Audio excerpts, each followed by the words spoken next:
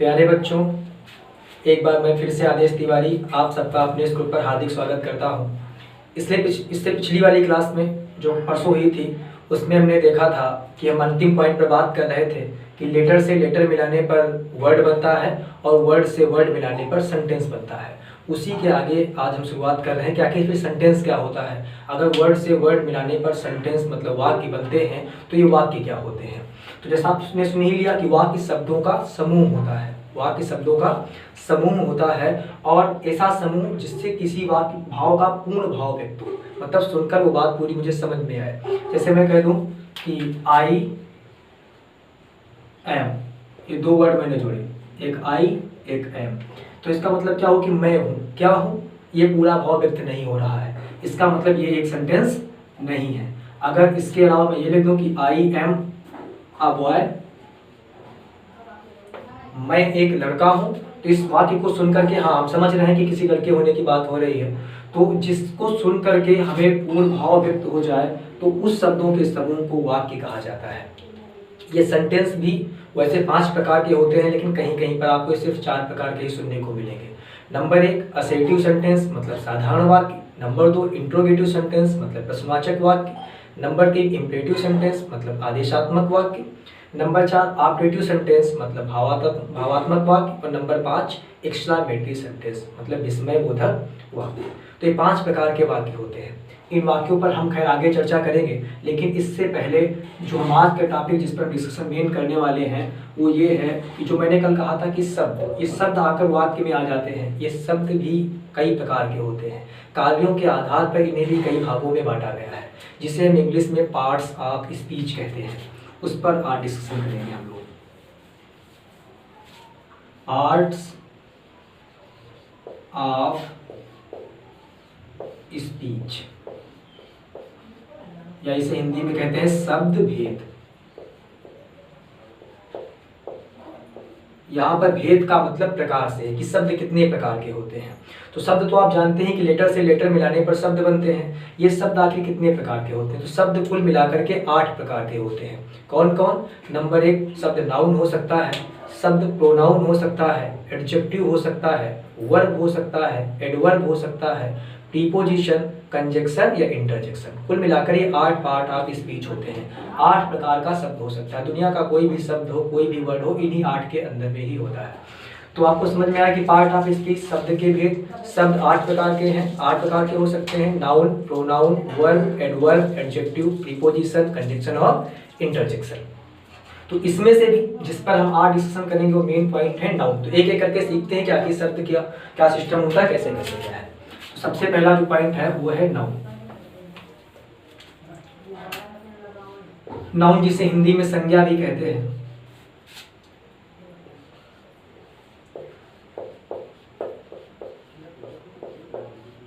संज्ञा, इससे आप परिचित भी हैं, बचपन से कहते चले आ रहे हैं कि किसी व्यक्ति, वस्तु, जगह इत्यादि के नाम को संज्ञा कहते हैं। The noun is the name of any person, place और थिंग। तो वही चीज हमने क्या बोला, नाउन इज द नेम, नाम होता है किसका? पर्सन,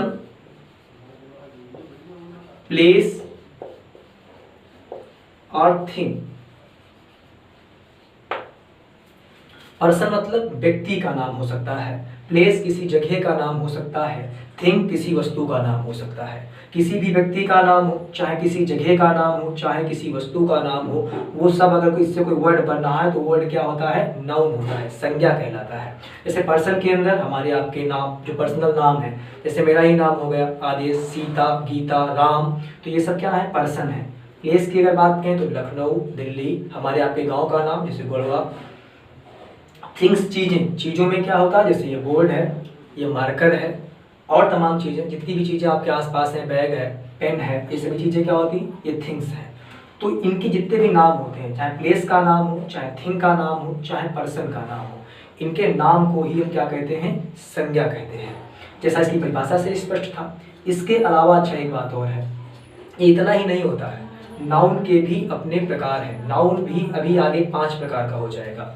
उसके पहले इसके 5 प्रकार कौन है, इनको मैं यहाँ पर लिख रहा हूँ, तब एक एक पर डिस्कशन करते हैं। जो सबसे नंबर 1 है वो है प्रॉपर नाउन।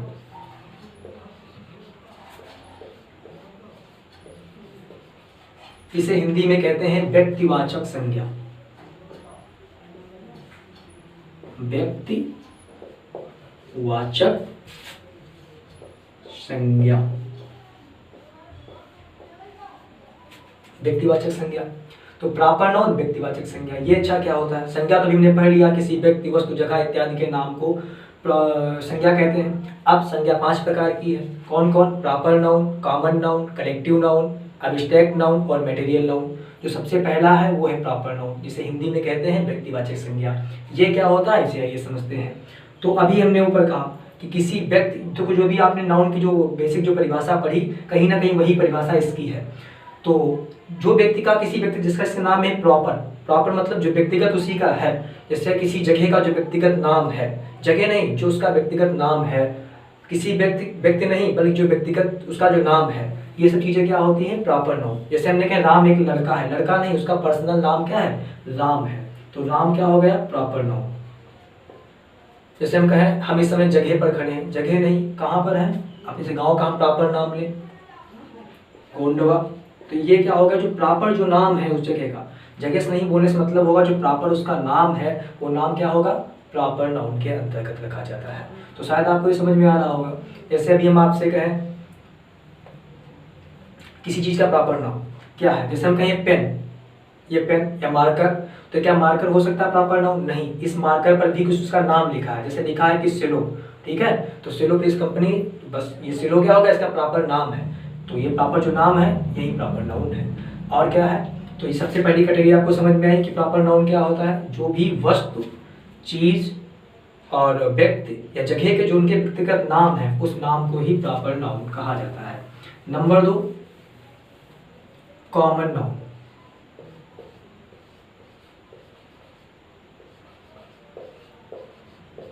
कॉमन नाउन को कहते हैं जातिवाचक संज्ञा।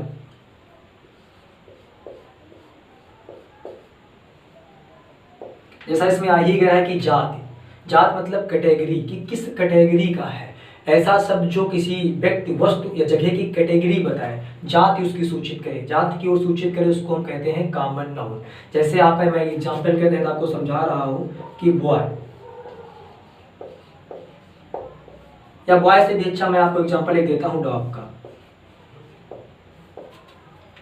अभी आप खड़े हो, साइड में कोई कुत्ता है, उसे भी आप डॉग बोलेंगे, दूसरा आ जाए तब कुछ और बोलोगे क्या? तब भी हम डॉग ही बोलेंगे। चाहे जितनी बार कोई आया हो उस टाइप का जानवर, हम उसे बार बार डॉग ही कहते हैं। क्योंकि क्या है? क्योंकि वो उसकी जाति को सूचक है, जात की ओर सूचना दे रहा है, वो जातिवाचक शब्द है, इसलिए हम कहते हैं डॉग है। अच्छा, अगर डॉग के हम पर्सनल नाम लें, अगर हमने, मेरे पास कोई कुत्ता है, मैंने उसका नाम रख दिया है, मान लीजिए मैंने मैक्स ही रख दिया है, ये मेरे पास एक कुत्ता है, डॉग है, मैंने उसका नाम रख दिया है मैक्स, तो मैक्स उसका प्रॉपर नाम है। तो ये मैक्स शब्द जो हो गया वो तो प्रॉपर नाउन है, वो प्रॉपर नाउन है, लेकिन जो डॉग शब्द हो गया जो उसकी जाति से बिलोंग कर रहा है, ये सबको हम बोलेंगे तो डॉग शब्द कैसा हो गया? जातिवाचक। ठीक है, ये बात समझ में आई? जैसे हम कहें मेरा नाम क्या है? आदेश तिवारी, तो आदेश तिवारी क्या है? प्रॉपर नाउन है, लेकिन मैं क्या हूँ? टीचर हूँ। टीचर आप मुझे भी बोलते हैं और भी लोगों को बोलते हैं, तो टीचर शब्द कैसा हो गया? Common noun. जो भी पढ़ाने का काम कर रहे हैं, जो भी इस तरीके से इस कैटेगरी से जुड़े हुए लोग हैं, उन्हें टीचर कहा जाता है। तो टीचर शब्द कैसा हो गया? जातिवाचक संज्ञा के अंतर्गत रखा जाएगा। ठीक है, दोनों बातें आपको समझ में आई। इसके बाद तीसरा है कलेक्टिव नाउन, COLLECTI।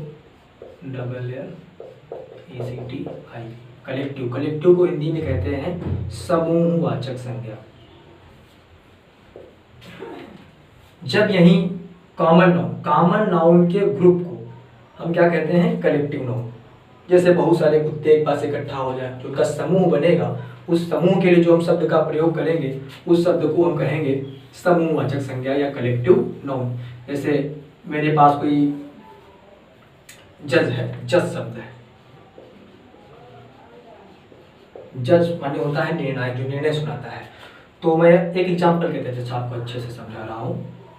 जैसे एक राम है, राम एक लड़का है, और वो क्या है?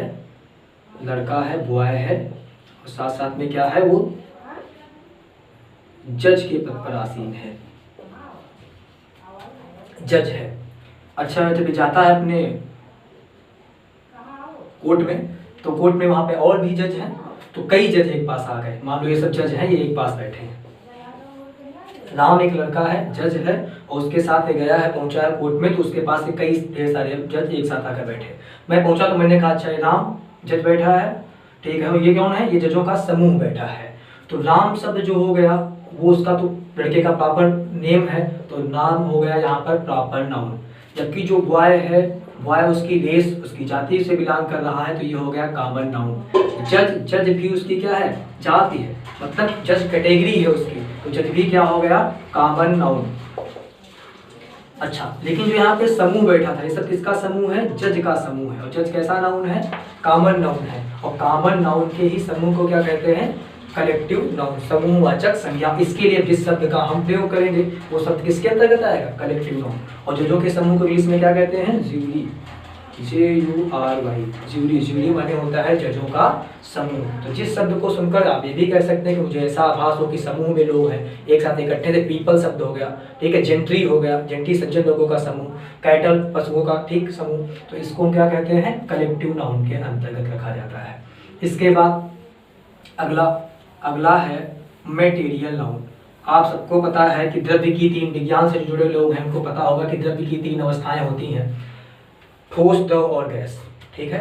तो पदार्थ की मतलब तीन अवस्थाएं हैं, पदार्थ है तभी बोल लीजिए, उसकी तीन अवस्थाएं ठोस, द्रव या गैस। तो जो भी इनके एग्जाम्पल है ठोस के, जैसे ठोस में धातुएं आती हैं, कोई भी धातु का नाम आ जाए, द्रव्य में आपका वाटर आयल हो गया, तो ये सब हो गया, और गैसेज में ऑक्सीजन है, कार्बन डाइऑक्साइड है, तो ये सब हम किसके अंतर्गत रखते हैं, ये सब रखते हैं मटेरियल नाउन के अंतर्गत,